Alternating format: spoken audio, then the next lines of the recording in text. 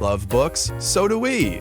Welcome to the Book Nook Cafe, where we uncover the latest must-reads, hidden gems, and everything in between.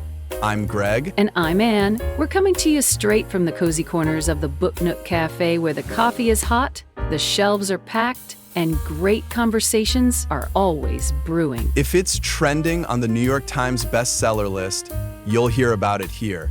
So grab your favorite drink, settle in, and let's turn the page together. Hey there, fellow book lovers. Welcome back. We're excited to have you join us today. Hi, everyone. Today we're diving headfirst into Ellen Marie Wiseman's What She Left Behind.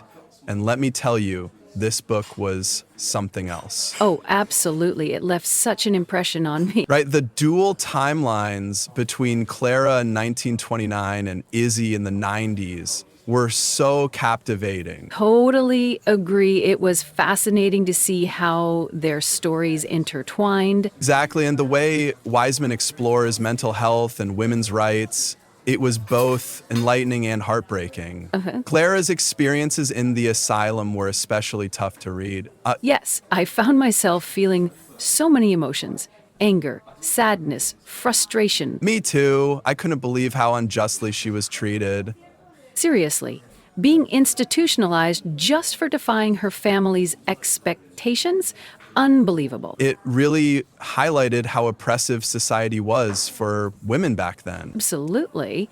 But it also made me think about how some of those issues persist today. Interesting point. Yeah, like how women are still fighting for autonomy in various ways. That's so true. And then there's Izzy, dealing with her own set of challenges. Right. Her fear of inheriting her mother's mental illness was so palpable. Definitely. It added a layer of tension to her narrative. Do you think Wiseman effectively showed how trauma can be passed down through generations? I do. The theme of intergenerational trauma was handled with nuance. Agreed. And the discovery of Clara's journal was such a pivotal moment. Oh, for sure. It connected their stories beautifully. Exactly. It served as a catalyst for Izzy's personal growth. It also highlighted the importance of understanding our history. Absolutely. But, some parts of Izzy's storyline felt a bit predictable to me. Really? Which parts? Well, the high school dynamics and her interactions with certain characters. I can see that.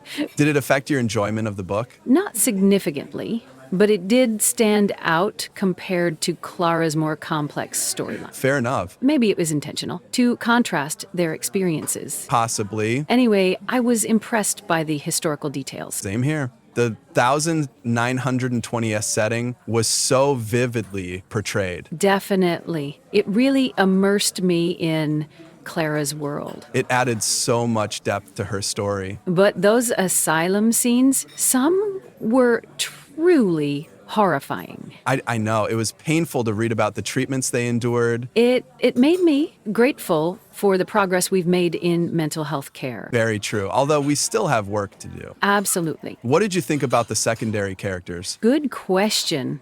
I thought some were well developed, while others could have used more depth. I felt the same way. Particularly in Izzy's timeline. I wanted more from certain characters. Agreed. They sometimes felt a bit one-dimensional.